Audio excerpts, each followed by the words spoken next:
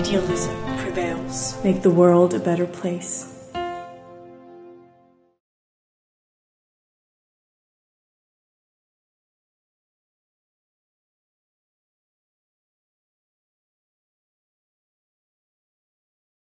Hello and welcome to our podcast here at YPAC. The war in the Ukraine is becoming fiercer by the day. Russian soldiers are storming against the defense lines of the Ukrainian army. The death tolls on both sides go in the hundreds every day. Today marks the one-year anniversary of the Russian attack on Ukraine. We will have a look at the ongoing situation and also look back at what has happened over these 12 months. As always, I welcome my colleague Alexander Stipsits, residing in Czech Republic. Good morning. Morning. And we are accompanied by political scientist and expert for Eastern Europe, Professor Gerhard Mangott. Good morning. Good morning. Now, after 1 year, what do you think are the biggest or most important changes to the world we had prior to February 24 in 2022? Well, what we have seen is that there's a deep freeze in relations between the West and the Russian Federation. And it's not to be expected that this deep freeze in bilateral relations will disappear as long as Vladimir Putin is in power. Russia has lost the war early, in the early months of the fighting, if we actually take into account what the initial objectives of Russia had been, namely to seize Kiev, to oust President Zelensky, and to install a Moscow-friendly puppet government. Russia has failed in this and will not achieve these objectives, even if the war continues for the next months or maybe even years. What Russia has realized is that its military forces are much weaker than expected. What we have seen are many false assumptions on the Russian side, false expectations, and false operative and tactical planning. And what we also have seen is that the Ukrainian army has great resolve to resist the Russian invasion. And this is, of course, only possible with Western military and financial support. If the West had not supported Ukraine and has not and will not continue to support Ukraine, Ukraine would have lost the war or would lose the war.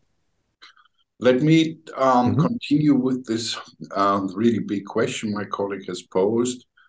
Today, as we speak, a colleague of ours, Heinz Gärtner, has said that we may be facing a new Iron Curtain, the Iron Curtain 2.0, so to speak.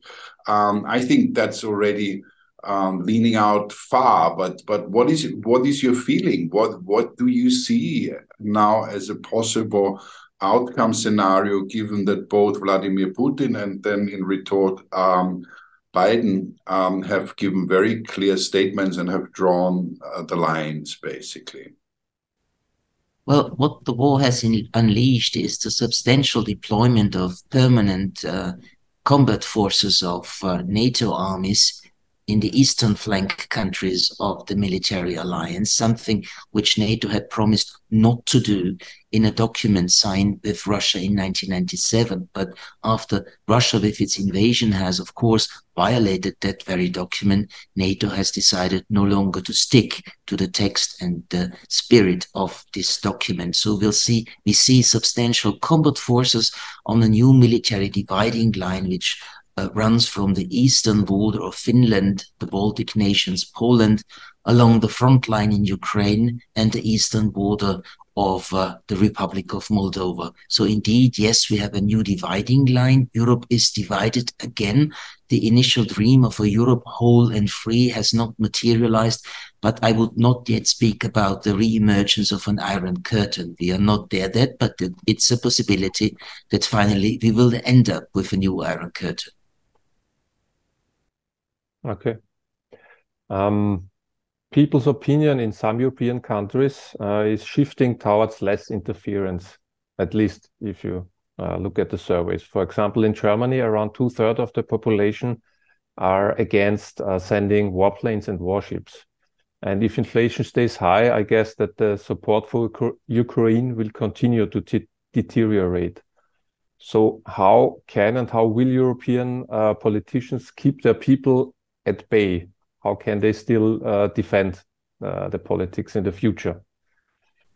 Well, it will be a difficult job for European politicians to, at least in some countries, to convince their populations that it is necessary to support Ukraine with military and financial means as long as it takes, as the Western governments usually claim.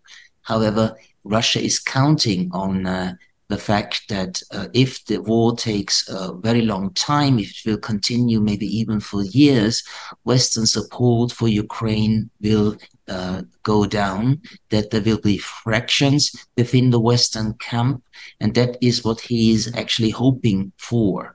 And he indeed thinks about a long war.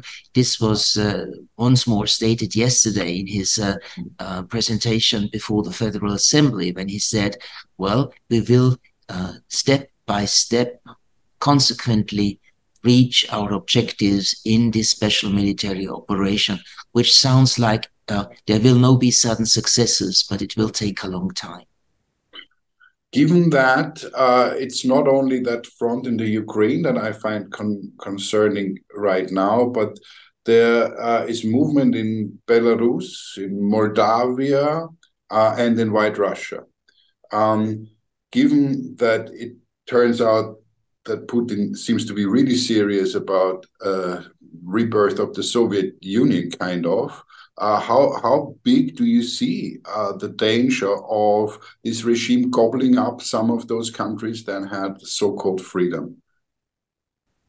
Well, if Russia were able to seize all the territory of Ukraine along the Black Sea coast, there would be a direct linkage between the Russian-occupied areas in Ukraine and Moldova.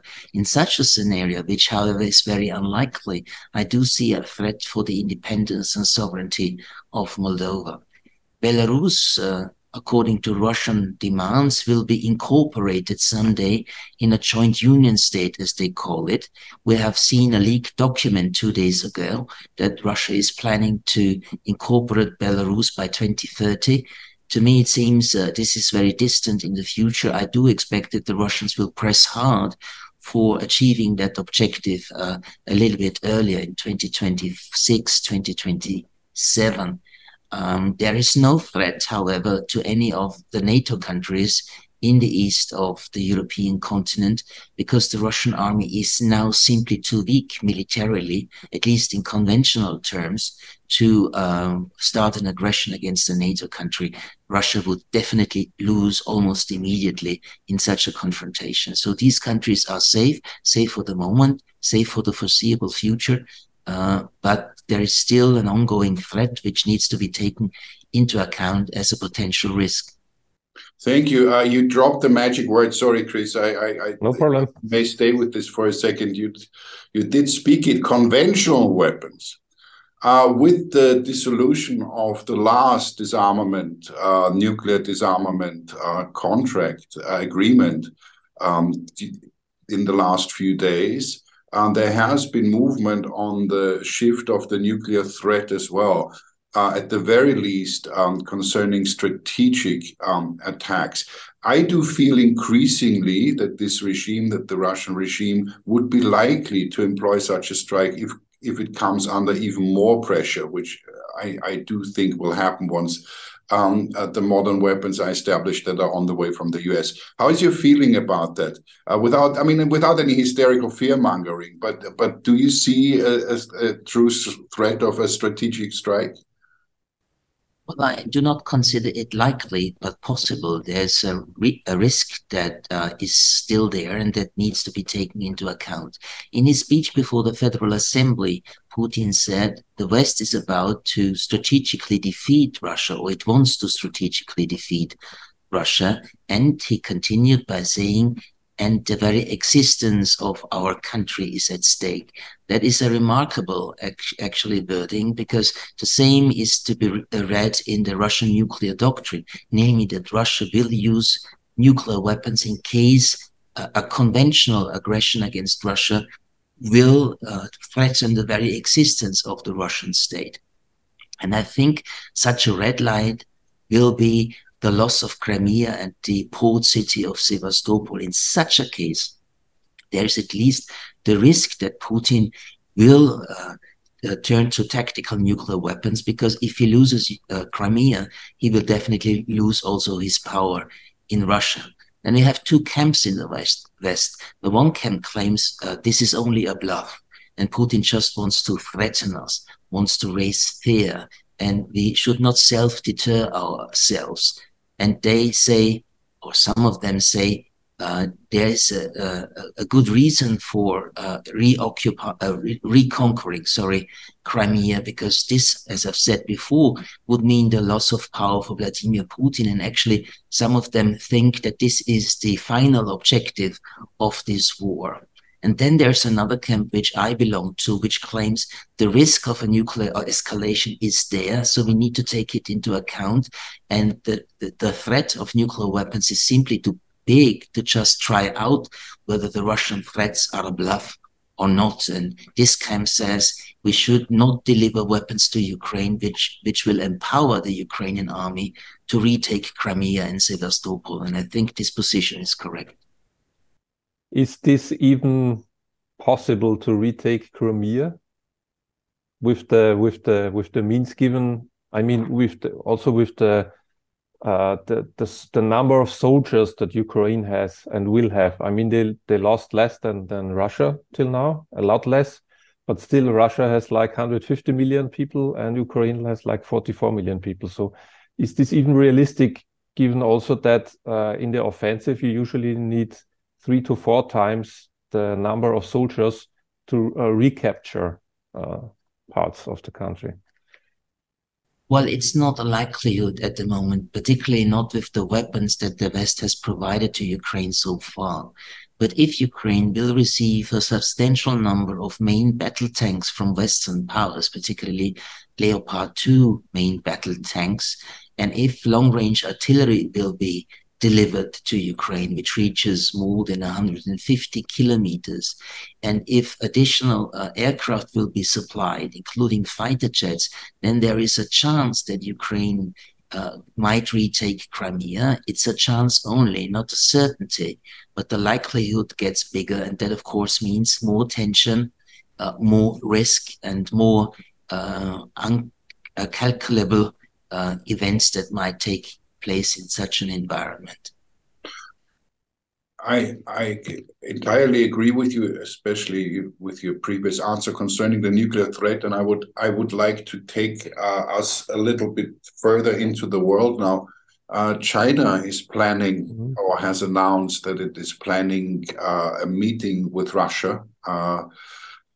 China has been behaving quite inconsistently in some ways, but since the balloon affair has moved officially at least closer to Russia again, Iran also clear. There were all these maneuvers, which strangely included South Africa, but that we will leave that out. So what I wanted to ask you about is, how do you now see the role of China, and is there not a threat, given how dependent certainly what we call the West here, Europe is on the US, that the US is in danger of being overextended, and that China, together with Russia and those other minor players, may just provoke it to the point of a conflict, of a global conflict?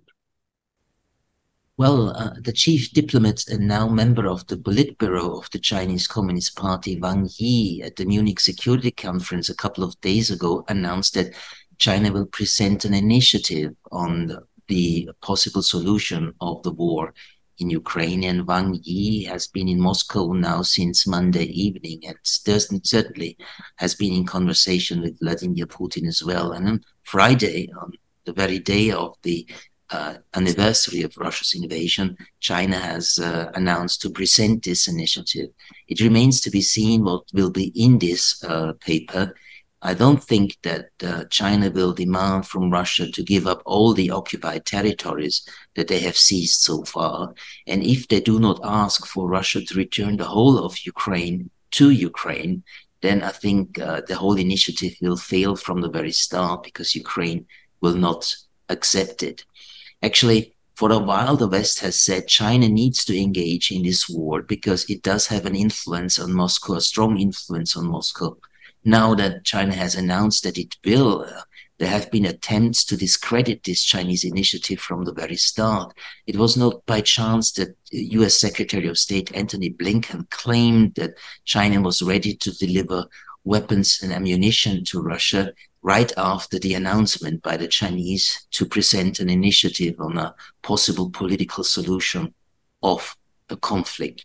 Well, China, of course, does not want to get into the danger of being the object of US secondary sanctions. And for that reason, Chinese companies have not yet delivered sanctioned goods which are sanctioned by the West to the Russian Federation, at least not on a higher level. So in this respect, China is cautious and careful. But there is a chance, of course, that after Russia had possibly suffered a defeat in Ukraine and would be seriously weakened militarily, politically, economically, getting more and more dependent on China, that we will see a new bipolar confrontation in the international system with Russia and China on the one hand, including maybe countries like Iran and North Korea, and the United States and the European Union and some other politically Western countries on the other side. And that will be a dangerous development. Then let me stay with that, if I may, just for a second. Peter Zeihan is an advisor to the Pentagon and recently on the internet, quite an interesting figure, in my opinion. He is saying that what we are seeing right now is the beginning of deglobalization. So what we're seeing right now is that the phase that was started in around 1945 after the Second World War, with the US protecting the seas all over the world, especially also in Asia and so on and so forth, now will be forced to retreat from that. China is becoming more powerful, and China and Russia getting closer together. So the globalization, especially in terms of economics, the way we have seen it in the last 40 years, 50 years longer, is at an end, and we will have a world that is again more segregated and separated in blocks. How do you feel about that? Well, I think the very idea of globalization is under question, at least the belief that by globalization, by growing interdependence, all the globe will not only profit economically and financially, but also this interdependence would mean a decrease in confrontational setups between various countries, the powerful countries on this globe. I think that's gone. It has started already with the financial crisis in 2008, but particularly by the pandemic and its economic consequences, particularly on supply chains. This idea that there should be sort of a deglobalization, at least to a certain extent, has gained ground, and more, not just experts, but also politicians think that a sort of deglobalization needs to take place. But what is most important is this idea of the great, or these great illusions about the positive aspects of globalization. These illusions have gone. Maybe coming back to the United States, which we mentioned earlier, there have been several voices calling on the Ukraine to use the coming weapons for offensives as soon as possible. As with the power shift in the House of Representatives, it's not clear whether the Republicans who are leading there will be supporting sending more weapons to Ukraine. What do you think about this situation? Will there be a problem for Ukraine that there will be coming less weapons in the future from the United States? Well, at least for this year, it's guaranteed that the United States will continue to support Ukraine militarily and financially. A huge support package has been adopted by both houses of the US Congress. There is indeed a faction within the Republican Party that says we should not too much expand our support for Ukraine. And the Republican Party is now controlling the House of Representatives. And therefore, some believe that this will threaten future aid packages for Ukraine. I'm not sure about that. Indeed, the Republican Party is actually divided on this issue. And the traditional Republicans, which fully support and endorse Biden's decision to support Ukraine, will vote with the Democrats in the House to push forward new packages. So I do not see that this threat is really very serious to Ukraine. But of course, everyone knows if the Western military and financial support for Ukraine stops, Ukraine will lose the war. So it remains to be seen what the elections in 2024 will bring. We all hope that the conflict will be resolved before that. Personally, I don't see that at the moment. Generally, what would you say? The Biden administration has been quite clever in a way, in my opinion, treading the line of not going too far with the support, but being steadfast in the support. How do you see the Biden administration's dealing with the situation? Well, the United States very early on has decided that it must prevent at any cost a Russian victory in the war in Ukraine, and the US and the collective political West has invested so much into the support of Ukraine diplomatically, militarily, economically, and financially that it would be a serious threat to Western credibility if Ukraine would lose this war because of decreasing Western support for Ukraine. The West needs to win this war in Ukraine because he has tied himself with the Ukrainian leadership. The question, however, is how will the respective warring parties define a victory? And here we do not have unanimity within the West, and not even between Russia and the West, what a victory actually would mean, how a victory should be defined. Some say a victory needs to lead to a situation when all Russian soldiers are kicked out of Ukraine, including Crimea and the city of Sevastopol, the port city of the Russian Black Sea Fleet. The Ukrainian leadership has publicly announced that this is its final objective in this war, which is a rather maximalist position. But particularly if this maximalist objective will try to be reached, then there is the threat about the nuclear escalation I told about before. And that's why some in the West define victory in this war more moderately and just think about empowering the Ukrainians so much that they are able to restore the front line of February the 23rd. Yes, if I may. Given the lack of unity within the European Union, France actually going more towards negotiations already. Germany would do that in a jiffy, as they say, and Poland and Czech Republic and even Italy being really firm in their anti-Russian activities. I wanted to ask you, do you know of any diplomatic efforts behind the lines, so to speak, or in the shades that are going on between the European Union and Russia, given that before Turkey had this interesting role of intermediate, and given the situation in Turkey and the weak position of Erdogan, is there anything going on? Is there anyone negotiating between Russia and the European Union, you think, or you know? Well, communication channels with the Russian leadership are still open, however, not widely used. But there's no serious effort in bringing about negotiations over an end to the war in Ukraine. No European initiative, no US initiative. And actually, both sides, Ukraine and Russia, claim that they are ready for negotiations, but they set preconditions which are not acceptable for the other side. Russia says, well, we negotiate with the Ukrainian government, however, only if it takes the realities on the ground into account, as they formulate it, which means, of course, that they expect Ukraine to respect the 4 partly occupied regions of Ukraine as part of the Russian Federation, which is unacceptable for President Zelensky. He doesn't want to make any territorial concessions, and the great majority of the Ukrainian population doesn't want to make territorial concessions. And the Ukrainians claim that they are ready for negotiations, but Zelensky has said, we will not talk with Vladimir Putin, we will talk with the next Russian leader.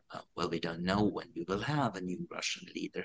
And the Ukrainians also claim they will start negotiations only if all Russian soldiers have left Ukraine, including Crimea. Well, that would be a disastrous defeat for the Russian side. So the question is, what should be negotiated then in such a scenario? So both sides claim to be ready to negotiate, but there is indeed no prospect for negotiations. There's not even room for mediation, because both parties still believe that they could win this war, that they will actually have success on the battlefield. And as long as both sides believe in this, there is no interest on both sides to enter into negotiations, not about a ceasefire, let alone about a peace agreement. What do you think about old and new president of Brazil, Lula da Silva's position?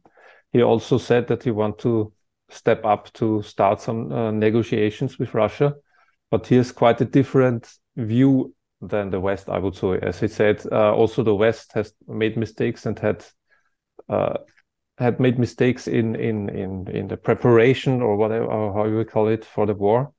So what do you think? Does he have any chance? Does he have a better communication channel? Also, given that I don't think that any one of the BRICS countries already condemned the war. None of the BRICS countries, Russia of course not, and no other as well. And they also have some power already in the world.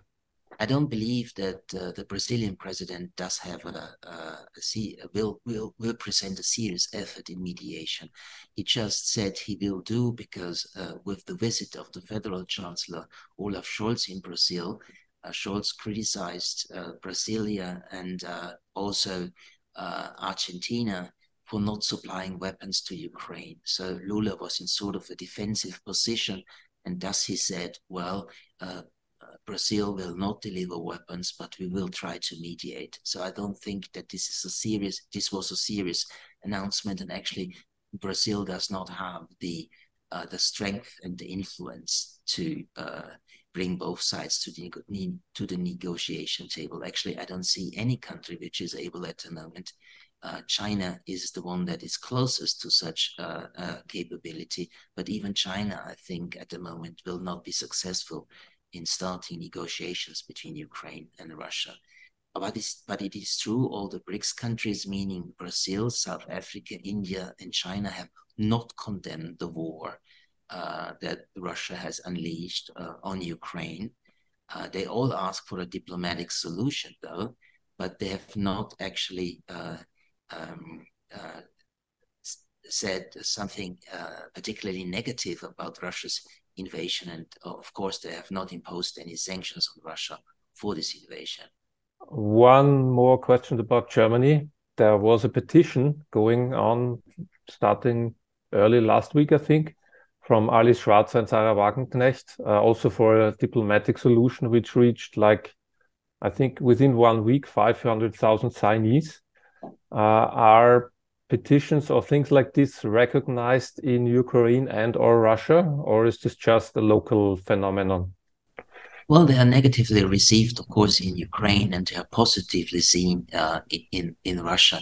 But I don't think that, despite the fact that we all want a quick diplomatic end to this fighting, we need to confess that the authors of this open letter actually do not take into account what the situation on the ground is at the moment.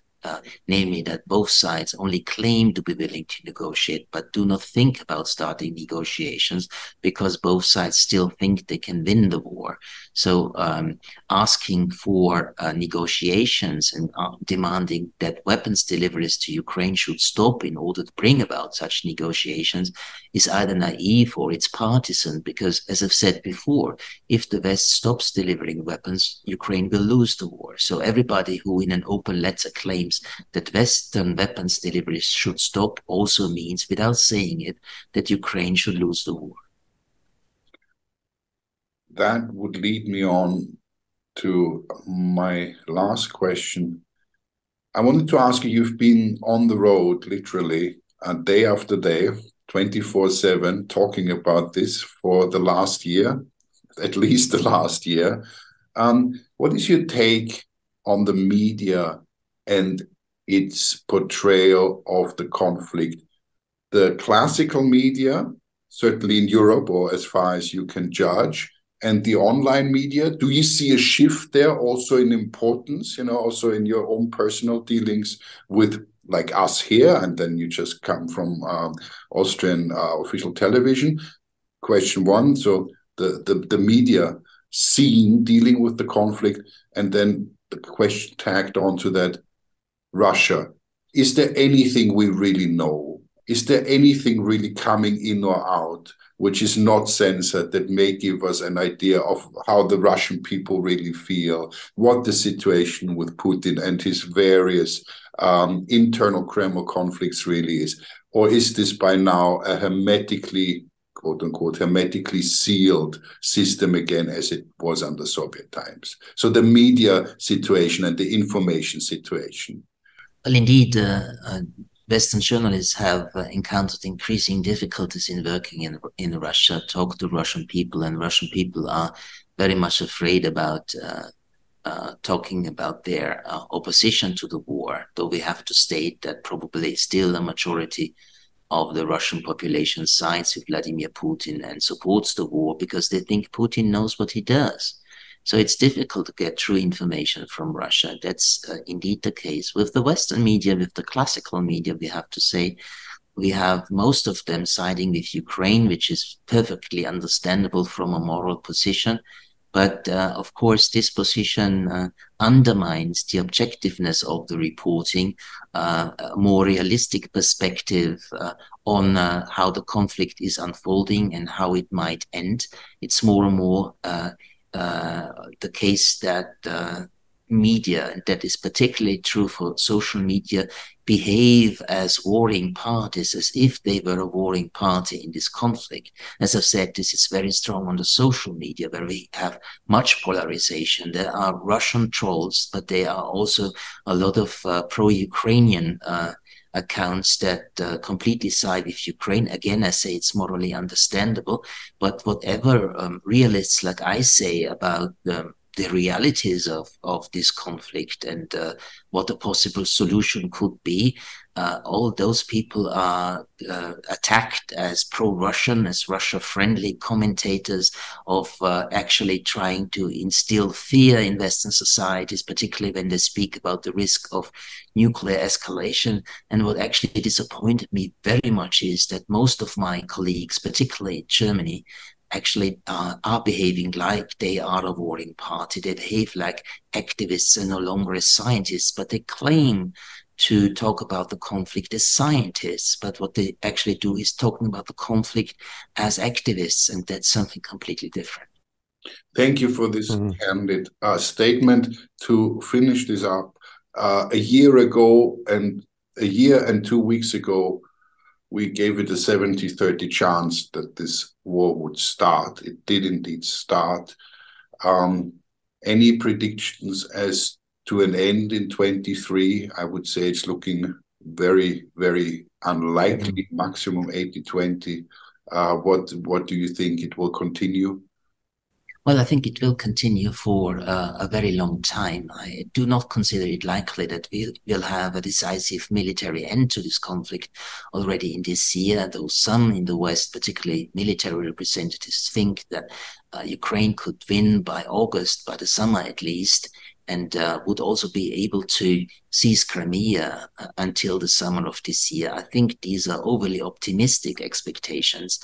I think that we will see a Russian offensive, which most likely will fail. We will see a Ukrainian counter-offensive that will also not be very successful, at least as long as they have not substantial main battle tanks from the West. So what I do expect is that we will still have a war of attrition between the two sides over the next months, and the war might well last into the next year.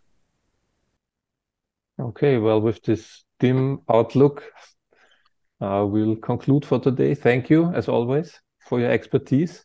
Thank you. Good thing about it is I might see you again, I hope. So yeah, definitely. We will continue sometime later. Gotta be grateful for the small blessings. So be well. You too. Ciao, ciao. Take care. Take care, yeah. Okay, bye-bye. Idealism prevails. Make the world a better place.